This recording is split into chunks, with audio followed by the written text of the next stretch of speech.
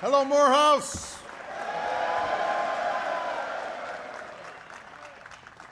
Well, thank you, everybody. Please be seated. I love you back. That is why I'm here. I have to say that it is one of the great honors of my life to be able to address this gathering here today. I want to thank Dr. Wilson for his outstanding leadership and the Board of Trustees. We have Congressman Cedric Richmond and Sanford Bishop, both proud alumni of this school, as well as Congressman Hank Johnson and one of my dear friends and a great inspiration to us all, the great John Lewis is here.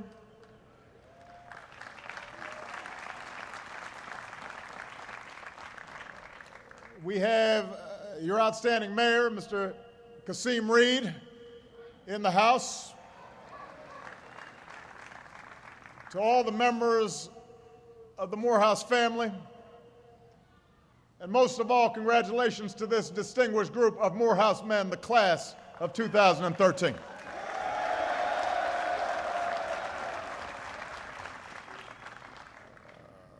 I have to say that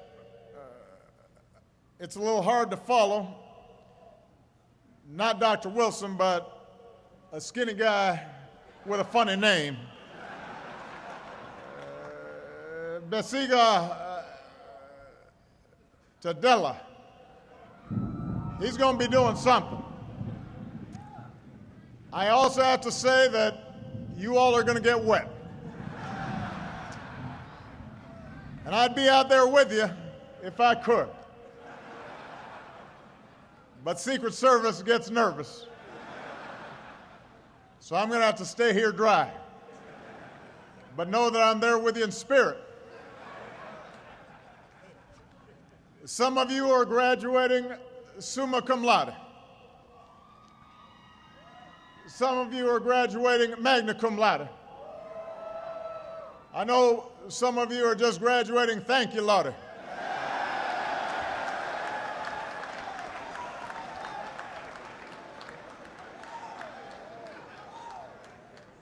And that's appropriate because it's a Sunday. I see some moms and grandmas here, aunts in their Sunday best, although they are upset about their hair getting messed up.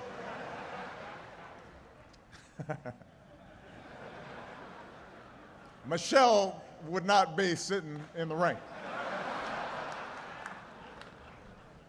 She has taught me about hair.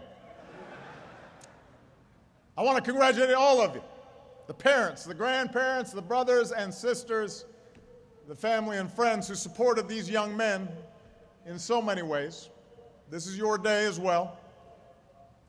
Just think about it. Your sons, your brothers, your nephews, they've spent the last 4 years far from home and close to Spelman, and yet they are still here today.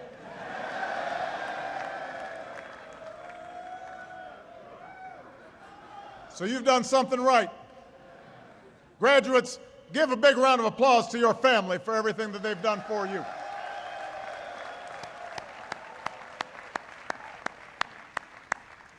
I know that some of you had to wait in long lines to get in today's ceremony. And I would apologize, but it did not have anything to do with security. Those graduates just wanted you to know what it's like to register for classes here.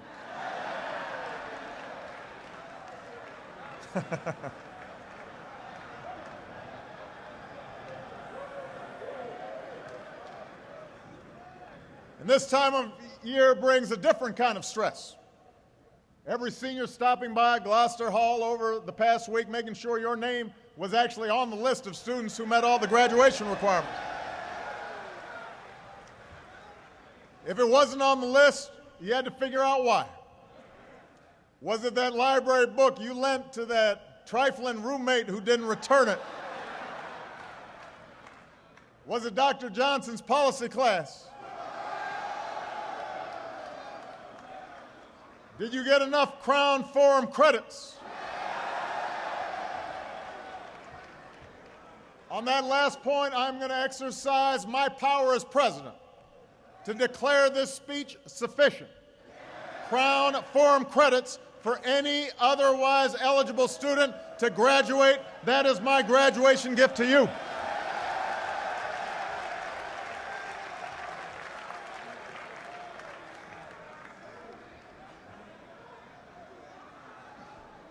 You have a special dispensation.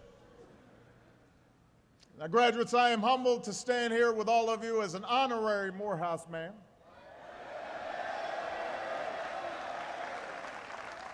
I finally made it. And as I do, I am mindful of an old saying. You can always tell a Morehouse man, but you can't tell him much. And that makes my task a little more difficult, I suppose. But I think it also reflects the sense of pride that's always been part of this school's tradition. Benjamin Mays, who served as the president of Morehouse for almost 30 years, understood that tradition better than anybody.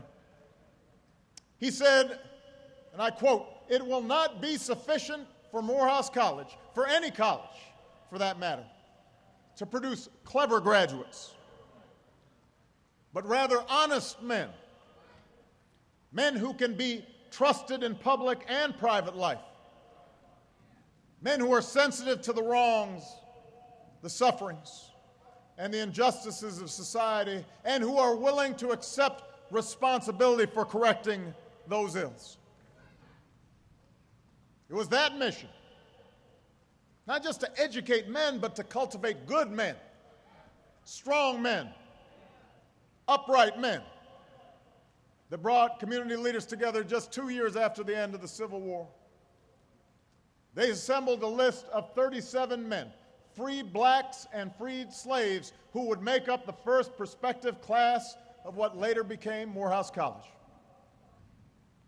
Most of those first students had a desire to become teachers and preachers, to better themselves so they could help others do the same. A century and a half later, times have changed. But the Morehouse mystique still endures. Some of you probably came here from communities where everybody looked like you. Others may have come here in search of a community. And I suspect that some of you probably felt a little bit of culture shock the first time you came together as a class in King's Chapel. All of a sudden, you weren't the only high school sports captain. You weren't the only student council president. You were suddenly in a group of high achievers. And that meant you were expected to do something more. And that's the unique sense of purpose that this place has always infused. The conviction that this is a training ground not only for individual success, but for leadership that can change the world. Dr. King was just 15 years old when he enrolled here at Morehouse.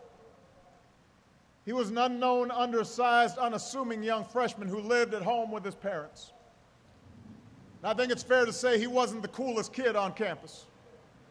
For the suits he wore, his classmates called him Tweed. But his education at Morehouse helped to forge the intellect, the discipline, the compassion, the soul force that would transform America. It was here that he was introduced to the writings of Gandhi and Thoreau and the theory of civil disobedience. It was here that professors encouraged him to look past the world as it was and fight for the world as it should be. And it was here at Morehouse, as Dr. King later wrote, where I realized that nobody was afraid, not even of some bad weather. I added on that part. I know it's wet out there.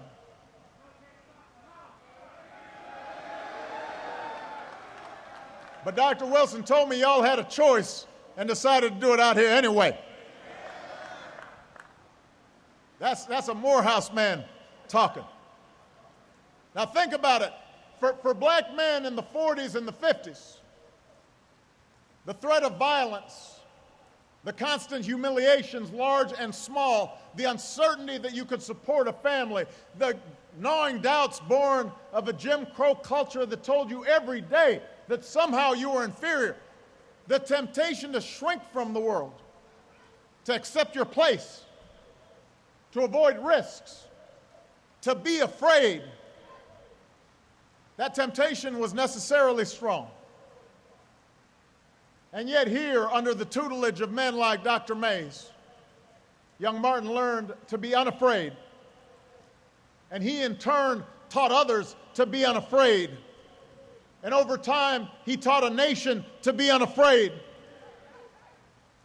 And over the last 50 years, thanks to the moral force of Dr. King and a Moses generation that overcame their fear and their cynicism and their despair, barriers have come tumbling down. And new doors of opportunity have swung open. And laws and hearts and minds have been changed to the point where someone who looks just like you can somehow come to serve as President of these United States of America.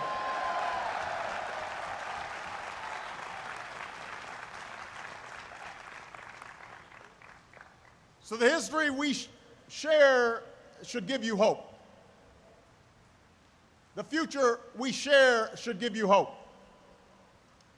You're graduating into an improving job market.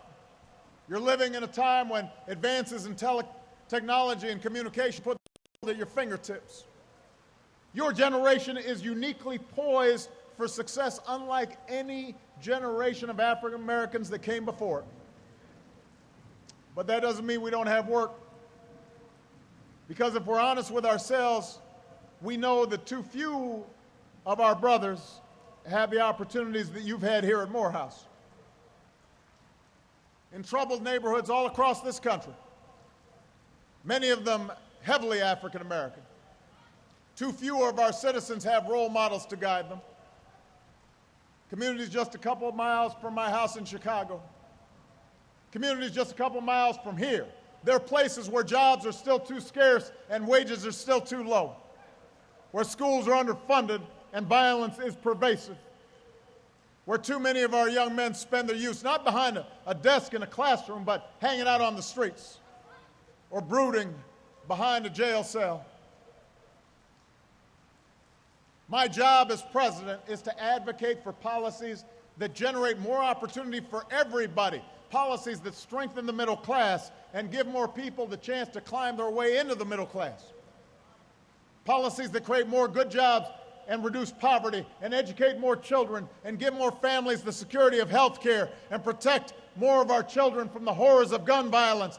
That's my job. Those are matters of public policy, and it is important for all of us, black, white, and brown, to advocate for an America where everybody's got a fair shot in life, not just some, not just a few. But along with collective responsibilities, we have individual responsibilities. There are some things as black men we can only do for ourselves. There are some things as Morehouse men that you are obliged to do for those still left behind. As Morehouse men, you now wield something even more powerful than the diploma you're about to collect, and that's the power of your example. So what I ask of you today is the same thing I ask of every graduating class I address. Use that power for something larger than yourself. Live up to President Mays' challenge. Be sensitive to the sufferings and the injustices of society, and be willing to accept responsibility for correcting those ills. I know that some of you came to Morehouse from communities where life was about keeping your head down and looking out for yourself. Maybe you feel like you escaped, and now you can take your degree and get that fancy job and the nice house and the nice car and never look back. And don't get me wrong, with all those student loans you've had to take out, I know you got to earn some money.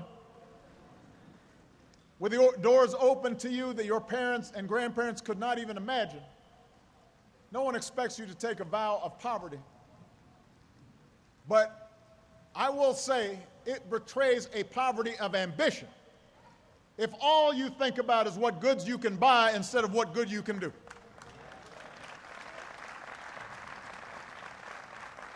So yes, go get that law degree, but if you do, ask yourself if the only option is to defend the rich and the powerful, or if you can also find some time to defend the powerless. Sure, go get your MBA or start that business. We need black businesses out there, but ask yourselves what broader purpose your business might serve in putting people back to work or transforming a neighborhood.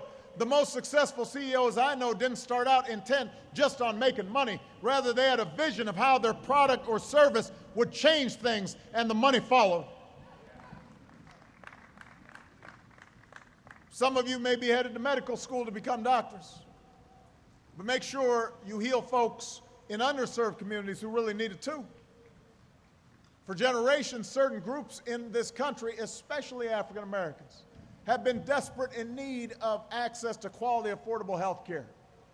And as a society, we're finally beginning to change that. Those of you who are under age 26 already have the option to stay on your parents' health care plan. But all of you are heading into an economy where many young people expect not only to have multiple jobs, but multiple careers.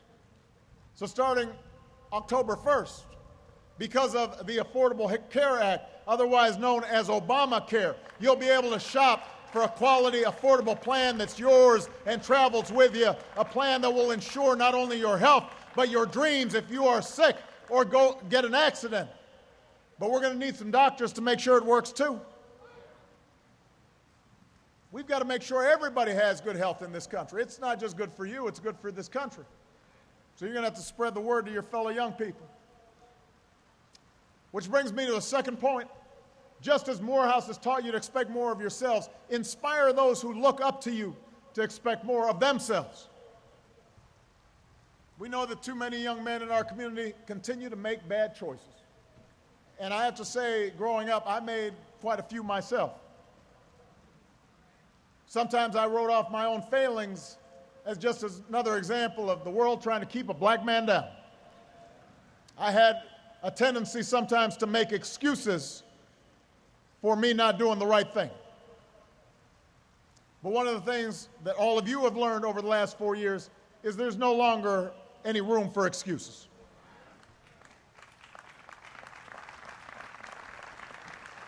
I understand there's a common fraternity creed here at Morehouse. Excuses are tools of the incompetent used to build bridges to nowhere and monuments of nothingness. Well, we've got no time for excuses. Not because the bitter legacy of slavery and segregation have vanished entirely, they have not. Not because racism and discrimination no longer exist. We know those are still out there. It's just that in today's hyper-connected, hyper-competitive world with millions of young people from China and India and Brazil, many of whom started with a whole lot less than all of you did, all of them entering the global workforce alongside you, nobody is going to give you anything that you have not earned. Nobody cares how tough your upbringing was. Nobody cares if you suffered some discrimination. And moreover, you have to remember that whatever you've gone through, it pales in comparison to the hardships previous generations endured, and they overcame them. And if they overcame them, you can overcome them too.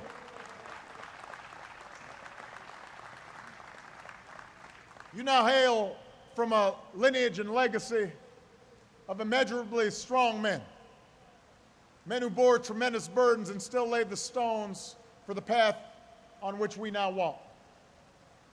You wear the mantle of Frederick Douglass and Booker T. Washington and Ralph Bunche and Langston Hughes and George Washington Carver and Ralph Abernathy and Thurgood Marshall and, yes, Dr. Martin Luther King Jr. These men were many things to many people, and they knew full well the role that racism played in their lives. But when it came to their own accomplishments and sense of purpose, they had no time for excuses. Every one of you have a grandma or an uncle or a parent who's told you that at some point in life, as an African American, you have to work twice as hard as anyone else if you want to get by. I think President Mays put it even better. He said, whatever you do, strive to do it so well that no man living and no man dead and no man yet to be born can do it any better.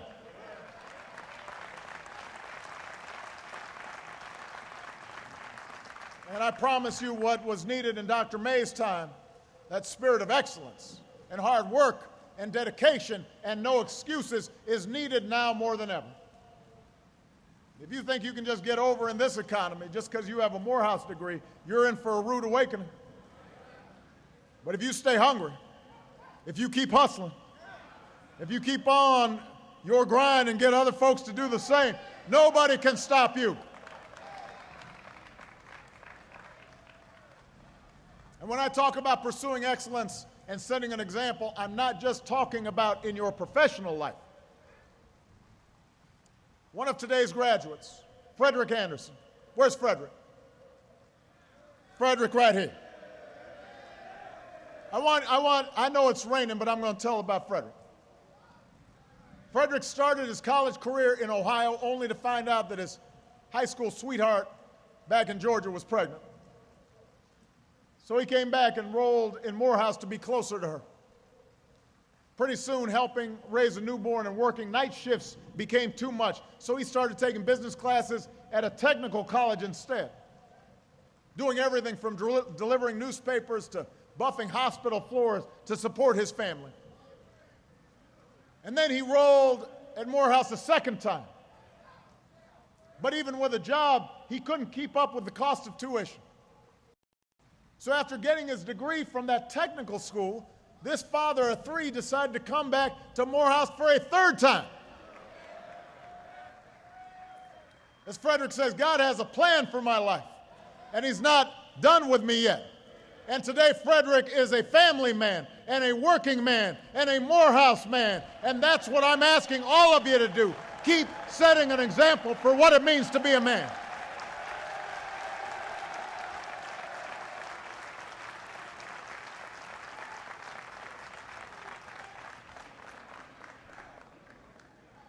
Be the best husband to your wife, or your boyfriend, or your partner.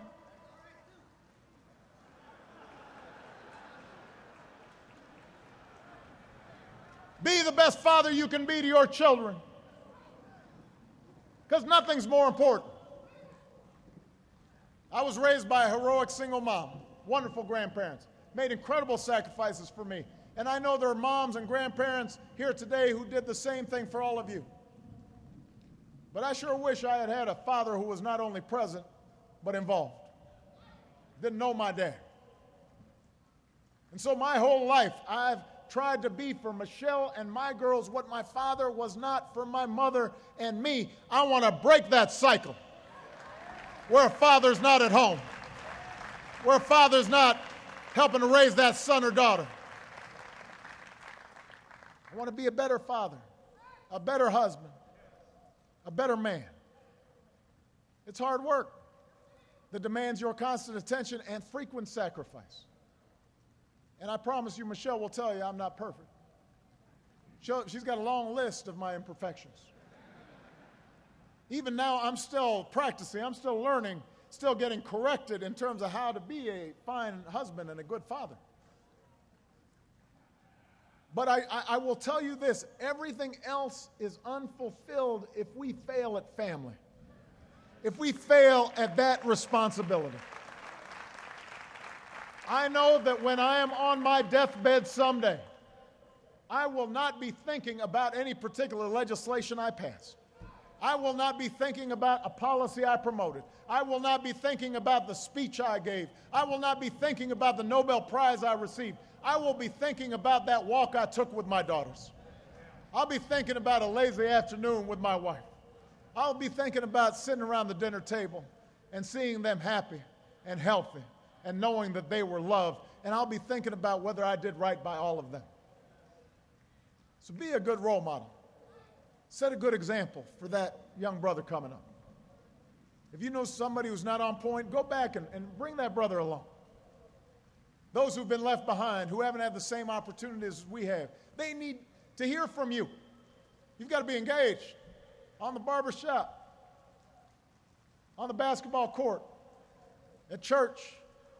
Spend time and energy and presence to give people opportunities and a chance. Pull them up, expose them, support their dreams. Don't put them down. We've got to teach them just like what we have to learn, what it means to be a man, to serve your city like Maynard Jackson, to shape the culture like Spike Lee, to be like Chester Davenport, one of the first people to integrate the University of Georgia Law School. When he got there, nobody would sit next to him in class, but Chester didn't mind.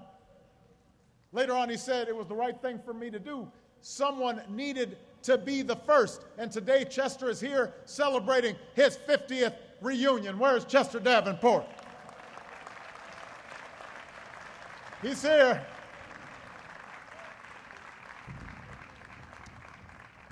So if you've had role models, fathers like that, thank them today. And if you haven't, commit yourself to being that man for somebody else. And finally, as you do these things, do them not just for yourself, but don't even do them just for the African American community. I want you to set your sights higher. You know, at the turn of the last century, W.E.B. Du Bois spoke about the talented 10, a class of highly educated, socially conscious leaders in the black community. But it's not just the African American community that needs you. The country needs you. The world needs you. As Morehouse men, many of you know what it's like to be an outsider, know what it's like to be marginalized, know what it's like to be the sting of discrimination. And that's an experience that a lot of Americans share. Hispanic Americans know that feeling when somebody asks them where they come from or tells them to go back. Gay and lesbian Americans feel it when a stranger passes judgment on their parenting skills or the love that they share. Muslim Americans feel it when they're stared at with suspicion because of their faith. Any woman who knows the injustice of earning less pay for doing the same work, she knows what it's like to be on the outside looking in. Your experiences give you special insight that today's leaders need. If you tap into that experience, it should endow you with empathy, the understanding of what it's like to walk in somebody else's shoes, to see through their eyes, to know what it's like when you're not born on third base thinking you hit a triple.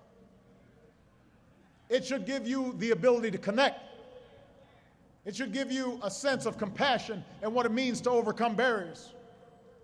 And I will tell you, class of 2013, whatever success I have achieved, whatever positions of leadership I have held, have depended less on Ivy League degrees or SAT scores or GPAs and have instead been due to that sense of connection and empathy, the special obligation I felt as a black man like you to help those who need it most, people who didn't have the opportunities that I had, because there but for the grace of God go I. I might have been in their shoes. I might have been in prison. I might have been unemployed. I might not have been able to support a family, and that motivates me. So it's up to you to widen your circle of concern, to care about justice for everybody, white, black, and brown. Everybody, not just in your own community, but all across this country and around the world, to make sure everyone has a voice and everybody gets a seat at the table. That everybody, no matter what you look like or where you come from, what your last name is, it doesn't matter. Everybody gets a chance to walk through those doors of opportunity if they are willing to work hard enough. When Leland Shelton was 4 years old, where's Leland? Stand up, Leland. When Leland Shelton was 4 years old, social services took him away from his mama, put him in the care of his grandparents. By age 14, he was in the foster care system. 3 years after that, Leland enrolled in Morehouse. And today he is graduating Phi Beta Kappa on his way to Harvard Law School.